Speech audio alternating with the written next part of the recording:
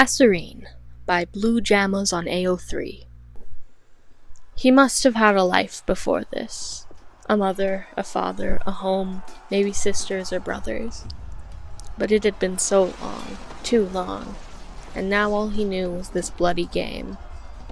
His hands knew other shape than fists curled tightly around a sword, swinging eternally, finding its mark through skin and bones. They all tried to run, of course. They built walls and cowered in corners, but he always found them. Sometimes they begged. Sometimes they chose to jump from cliffs rather than face his reckoning. And sometimes they stared back at him with eyes as empty as his own and welcomed death with open arms. Those were the ones he envied the most. Technoblade never dies, they'd whisper around campfires and funeral pyres. He prayed that wasn't true. The voices led him to kingdoms and shires and towns. It didn't matter what they offered him in return. The voices didn't demand coin, they demanded blood. He fought for bold men and stupid men, greedy kings and starry-eyed rebels. He fought for armies, doomed to fall, and dragged them into the light of glory. He had lost count of how many allies he'd fought beside. After a time, their names and faces had faded into the recesses of his hazy memory. And then there was the Angel of Death. He was one of the very few people with a reputation that matched Technoblade's. He'd heard of the angel through whispers, stories, and snatches of tavern gossip. "I heard he has obsidian wings," one patron would say to another over a cup of ale. "I heard he once massacred an entire army all by himself. He makes even the green god afraid." Technoblade had begun to imagine a ruthless man, an immortal butcher with the same wretched grin as his. But Philza was no avenging angel. He was just Philza. They'd met by coincidence in a land of ice and snow. It was barren, but they'd made quick work of it together, first as allies, and then as friends. Through it all, Philza had smiled instead of grinned, laughed instead of cackled. On calmer days, they'd while away time with tea and chess, and silent meditations that quieted the screaming in Techno's head, if only for a little while. "You know," Techno had said during one of their sparring matches, they had to stay in shape, of course, because peacetime never lasted as long as people hoped. "The stories never talk about this side of you." Philza had paused, a small, amused smile on his face. "Oh?" he said. "What do the stories talk about, then?" "They call you the Angel of Death." Techno dug his heels in, as Philza resumed an onslaught of blows with his dulled sword. "They said you leave a path of destruction in your wake that nothing— Ha! Techno parried and went on the offensive. "That nothing is sacred to you." Their blades met. They pushed against each other, trying to gain an upper hand. And it was only because they were standing so close that Techno had noticed the shift in Philza's eyes. A momentary coldness that was as brutal as the blizzard raging outside. It was there and gone in an instant. Light returned, and Philza laughed as he pushed back against Techno's sword. "Stories are curious things," Philza said as he swung again, barely giving Techno time to dodge. "Some of them are true." He moved so quickly Techno could do nothing but stand there as Philza rushed him with a hilt to the ribs, knocking Techno backwards onto the training room floor. Techno scrambled to his knees, but Philza was already standing over him with his sword held high above his head, his eyes glimmering with an emotion Techno couldn't place, for once in his immortal life. Kneeling there in front of the first person he called friend, Technoblade felt hunted. And then Philza lowered his weapon. He smiled genuinely down at Techno, the soft smile Techno was used to, and offered him a gloved hand. "And some of them are not," Philza finished. "So, best 2 out of 3? "You're a bastard," Techno said playfully, even as the voices screamed for him to run. He took Philza's offered hand and pulled himself up beside the man that he was sure could have cut him in two, no matter how dull the sword's edge was. As Philza patiently moved Techno through all the things he'd done wrong, small things like foot placement and his hilt grip being an inch off, Techno found it equal parts amusing and frightening that despite his eons of bloody fighting, it took only a few minutes of sparring for Techno to find flaws in his technique. But then again, Techno's technique wasn't particularly polished. It took only one brutal swing to fell most people. Something told him that Philza would be harder to kill than that. They conquered nations, he and his golden-haired friend. They were bathed in glory, twin gods shining in the middle of a bloody field. But as their empire grew, so did their enemies. They came in droves, day after day, and before long, Techno had forgotten what peace tasted like. The days were long, and the nights were longer. Every flicker of movement was a spy in the shadows, every ally a potential traitor. Every word a declaration of war. Their home had become a target for 1,000 armies. Through it all, his one constant was Phil, until he wasn't. Technoblade simply looked up one day from a map detailing enemy lines and realized he'd been talking to empty air. He had no idea how long he'd been alone, sitting in a dusty library with stale tea untouched in the corner. He had no idea if Philza ever said he was leaving, or if he simply went as he arrived, suddenly, swiftly, like a snowstorm. Afterwards, there was hardly any point in maintaining their empire. The voices were getting bored anyway. They wanted more, a fresh fight, more stories. So Techno took his sword and his shield and abandoned ship. He'd done it 1,000,000 times before, but the thought of a chessboard lying unused in a crumbling castle made him feel something close to regret. Technoblade wandered around the world, trying to appease the voices. Neither of them ever satisfied. No matter how much chaos he felt, there was always more work to be done, so he worked. He had no idea for how long. All he remembered from that bloody time was a sense of unfulfillment. Like a story had been left unfinished halfway through. Years, decades, maybe more, it hardly mattered. In the end, he knew it would all be the same. The world would end, and he would remain. Always fighting. Always alone. He didn't know what brought him to the kingdom in the first place. Did he really have to see it himself, or was it simply to satiate his curiosity? Was he bored, or did he hear of a kingdom untouched by all the wars and petty grudges of its neighbors, keeping its peace and neutrality for a century, and take it as a challenge? Whatever it was, Technoblade stood under the shadow of a gilded castle, watching its flags flutter lazily in the summer breeze. He felt a flicker of a once familiar emotion stir in his chest.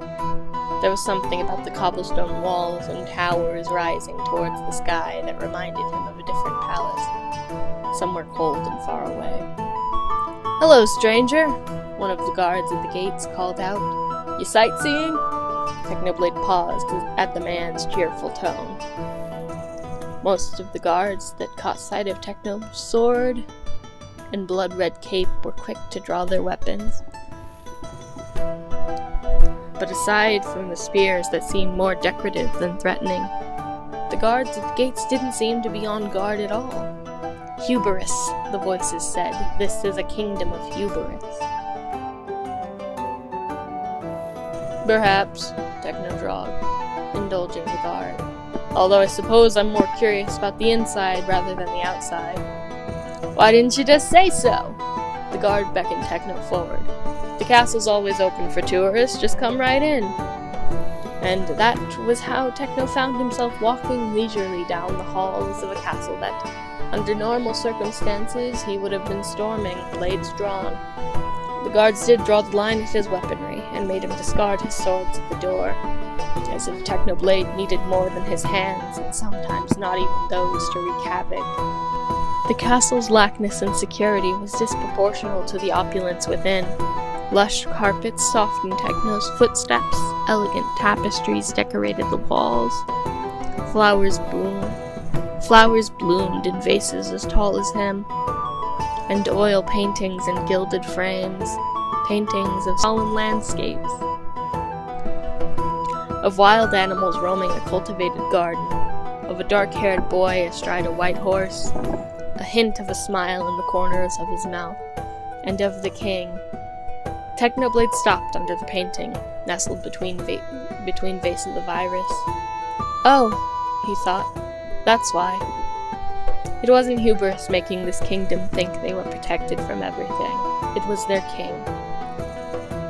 Rendered in paint and shadow, he looked just as Technoblade remembered, the years leaving no mark on his immortal face. He was standing behind a modest throne, his hand laid gently on the shoulder of a dark-haired woman. That must be his queen.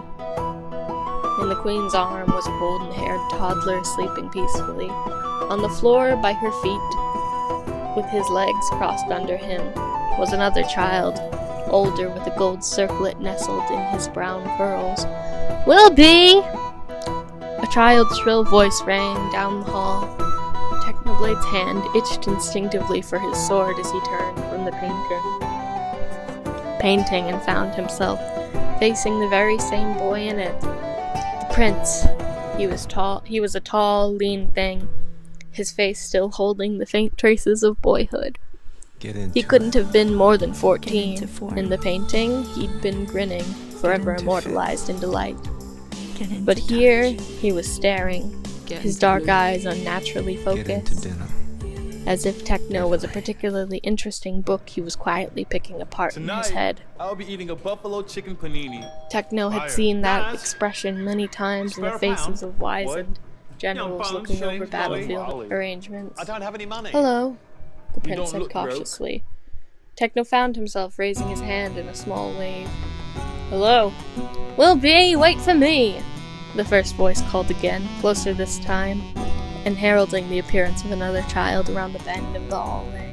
By his lavish attire and the small army of servants following fretfully after him, this could only be the younger prince, barely more than a babe in the painting, but now a rather loud 6-year-old. The younger prince marched purposely towards his older brother, Wilby, and clung decidedly to his side as they both stared up at Techno. "And who are you?" the prince said, in what he must have intended to be a threatening tone, but he sounded only like what he was, a child.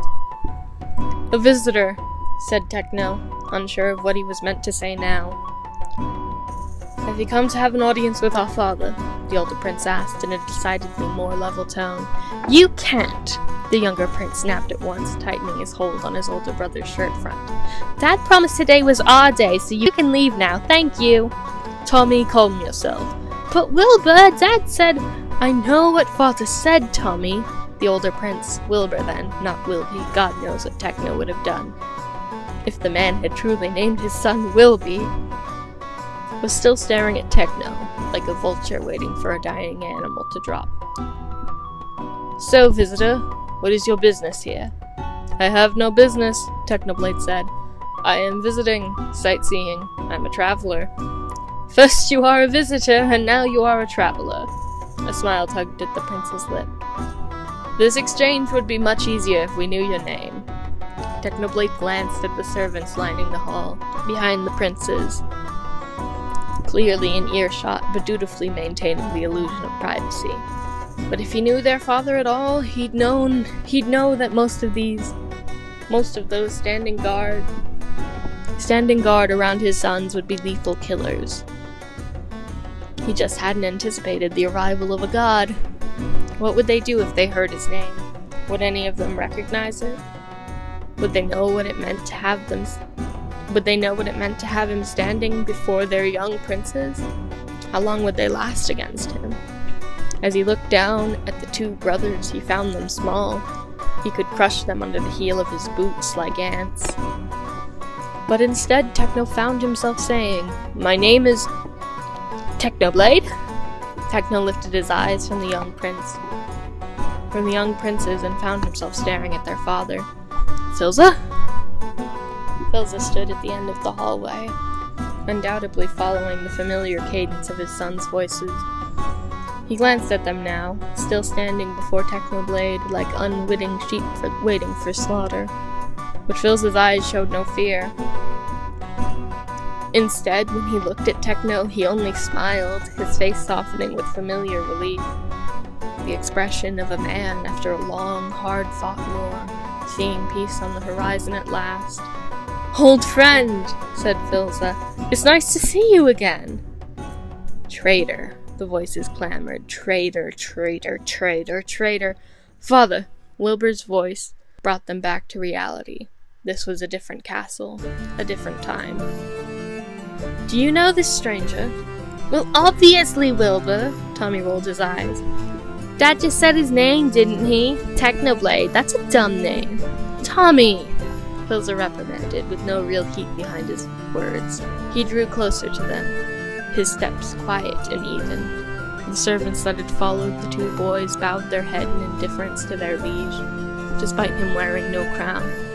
In fact, he looked just as much a traveler as Techno was, dressing in simple trousers and shirt, perfect for blending in, perfect for a man on the run. "It's been a long time," Philza said when he reached them, putting a gentle hand on the top of Tommy's blonde head. The boy arched towards the touch like a sunflower reaching towards the sun. Technoblade didn't know if the move was calculated or just a simple act of affection, or, knowing Philza, both. "How have you been?" "How have I been?" Techno repeated, numbly feeling a familiar chill creep into his bones. "Phil, Actually," Philza interrupted, before kneeling to look his boys in the eyes. "Wilbur, take your brother out to the gardens for a bit, yeah?" Wilbur pouted for once, looking like a boy his age. "But you said—" "I know what I promised, and I keep my promises, don't I? I'll join you in a moment. I just need to have a talk with Technoblade here." Wilbur stared at his father for a long moment, as if weighing the truth of his words before nodding. He took his brother's hand in his and began leading him away. "Come on, Tommy, let's play outside." "Technoblade's still a dumb name," Tommy muttered as they passed him, closely followed by their servants. Wilbur met Technoblade's eyes, just for a moment before leaving, and then they were gone, down the hall, out of sight, leaving Technoblade alone with the king. Techno turned towards Philza, his old friend, and found the smile wiped clean from his face. Philza gestured down the hall. "Walk with me?" Technoblade could only nod and follow Philza. They were quiet as they walked. Techno remembered days like these during their time together. Long days of companionable silence as they simply existed together. There was something different this time. There was an edge. Techno could sense Philza sizing him up, tallying his hidden weapons, calculating his improvements. In turn, Techno mapped his escape routes as Philza led him through the halls, then up a sweeping flight of stairs. He did not want to expect violence from Philza, but he hadn't expected to be left behind either. They reached a balcony overlooking a garden where most of the flowers and doors undoubtedly came from. Wisteria and ivy grew around marbled pillars. Rose bushes and dandelions and carnations bloomed en masse at the foot of elaborate stone statues. At the center of the garden was a weeping willow, its branches providing shade for the two boys chasing each other around the grass. Their laughter echoed through the glade, reaching even Techno and their father high up on the balcony. For a while, they just watched the two princes. Wilbur was obviously faster than Tommy, but he slowed his pace just enough for his little brother to have fun chasing his heels. "They're a handful." Phil's soft tone turned Techno's attention amazing away things from are the around princes. the corner, they all start The king with was hearing, almost because smiling, hearing but helps the your hard baby's glint in his brain eyes develop didn't so they can disappear. reach their full potential. If Wilbur your was a baby quieter. fails the newborn Before hearing Tommy was screening, born, learn what to do the little at bookworm startshere.org. holed up in his room all day. I witnessed firsthand the But impact I of have a COVID-19, feeling you didn't drop but some by of for the silly effects have stories yet to like be that. felt. Philza turned towards Techno. So So go ahead, let me have it. Techno didn't know what he was meant to feel. He didn't know what he was meant to say. For years, he put Philza out of his mind, determined to forget that interlude of peace. Gave me a chance. He'd let the memories fester like untreated wounds, and now he thought he'd rather die of the infection than acknowledge out loud that it was real, that the pain was there at all. "I didn't mean to drop by," Techno said eventually. "I didn't know this place was yours. I can leave if you—" "No," Filza shook his head. "Don't leave. Truth be told, this reunion was inevitable. Or I hoped it was. How long have you been here? How long has this kingdom been standing? Phil, that's... I know. People like us aren't meant to stay in one place for too long." Philza sighed and turned back towards the horizon. He leaned his arms against the wrought iron railings and looked out at the land beyond. The slope of distant mountains, the kingdom that stretched on, unaware that their immortal king was all that stood between them and destruction. "I found a small town while I was traveling, made it something more. I told myself I would leave after a year, and then it became 2 years, 3 years, a decade. I did leave eventually before they figured out why their town may or never age. But then I found out the moment I left." Phil's expression turned cold. "They were annihilated. I came back and everyone had been burnt to the ground. It was just ashes. Everything I built. There were survivors, of course, and they blamed their leader for leaving. Of course, as they should, so I stayed. I built it back up again from a small, decimated town into what you see today. As far as the people know, leadership has been passed on from one king to another who looks vaguely like him. I'm sure the eldest of them have their rumors, but is it really so bad to be known?" Technoblade didn't realize until Filza turned back to look at him that he expected an answer to the question. But all Techno could say was, "Is this why you left me behind?" "Techno, I understand. You heard this place you loved was in trouble, so you came back, but why didn't you take me?" Here it was, at last, catharsis or something like it. "I would have hunted them down with you, Filza. The people who did that to your town. I would have given you your vengeance on a silver platter. I would have given you the world." Filza didn't look guilty. He just looked tired. "I didn't hunt them down, though." "What?" "The people who burned down my town. I didn't hunt them down as much as I wanted to. They were long gone by the time I arrived, and at the moment my people need a leader, not a hunter. And I didn't bring you because I don't know when to be either."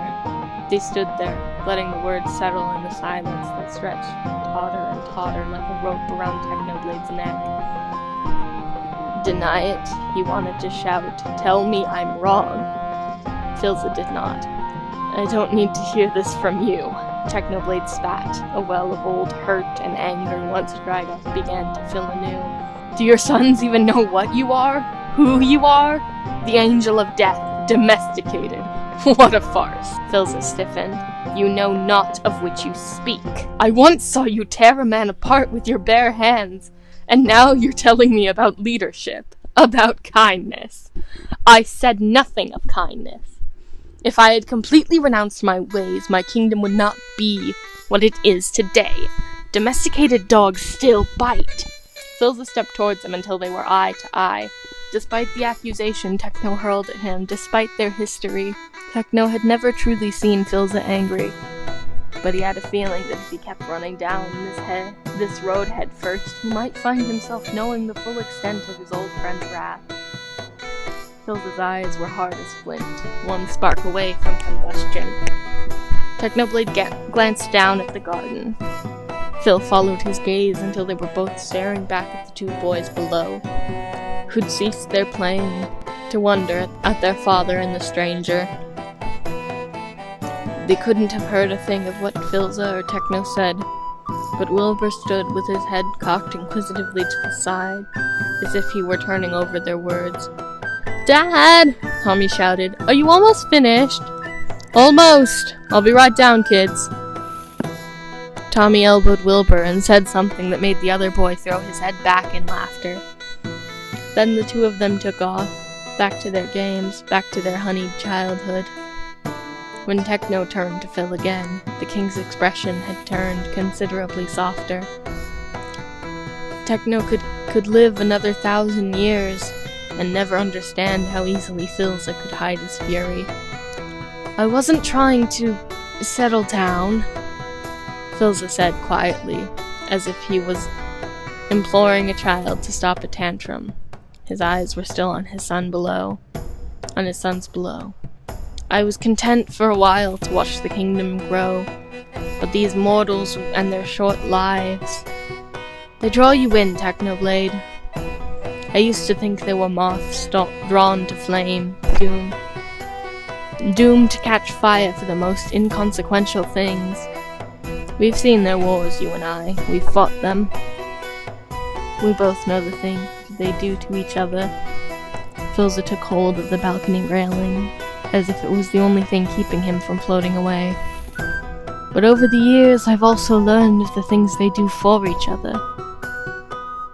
Their lives will always be 1 year, 1 week, 1 day short, but it doesn't seem to matter much to them. They live anyway. They love anyway. Forgive an old god for wanting a piece of that for himself. A late morning breeze passed through, carrying with it the scent of flowers and the shredded remains of Techno's anguish. The fury was still there, and the feeling of betrayal so grand it might never be bridged. But the exhaustion had begun to settle in. Techno was used to quick brawls and long hunts, but verbal altercation was not something he'd ever trained for, mostly because he had not cared to speak to anyone that mattered since forever, perhaps. And maybe Philza had been tired, too, of their life before. Always fighting, never safe. And although Techno thought it was only a matter of time before this game of peace was over, he thought maybe he could understand why Phil took the chance. It was a foolish move, and Techno would scoff at it for the rest of their immortal lives. But it would not be the worst choice anyone had ever made. Technoblade had seen the worst, and this was barely a drop in the ocean of bad decisions. Still, it was stupid. One look at Philza and Techno realized he must know it too. Are they like you? Techno asked at last, unsure what answer he was waiting for. Your boys? Philza sighed. I would not wish my fate on my worst enemy, least of all my own children. His hand tightened around the mailing. Bleh. His hands tightened around the railing. They take after their mother, mortal, good in all ways. I thank every god that has ever existed for that, but sometimes... Sometimes? Techno prompted when the silence stretched too long. Philza's jaw clenched. It's Wilbur. He speaks of voices. Voices! Philza met Techno's eyes. A conversation from lifetimes ago replayed in Techno's mind. A moment of vulnerability in the castle, not so different from this one, where he had spilled his secrets as easily as he spilled blood. The voices fill, they demand blood. There was a world's worth of agony in Philza's stare, a burden only understood by a parent fearing for a child. I am glad he is not like me, Philza said. But sometimes I fear he is growing more and more like you. Techno's breath hitched in his throat. He resisted the urge to look down again, to search the grass for the boys with the ancient eyes. And the voices began to sing. Not alone, they said. Not alone, not alone, not alone. No. Techno said, curling his hands into fists and digging his nails into flesh until they drew blood. His daily penance.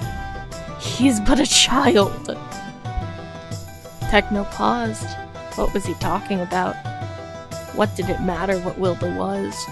What was this sudden ache in his chest, something telling of far deeper wound, an old affliction? He did not know this boy. He should not care. He did not care.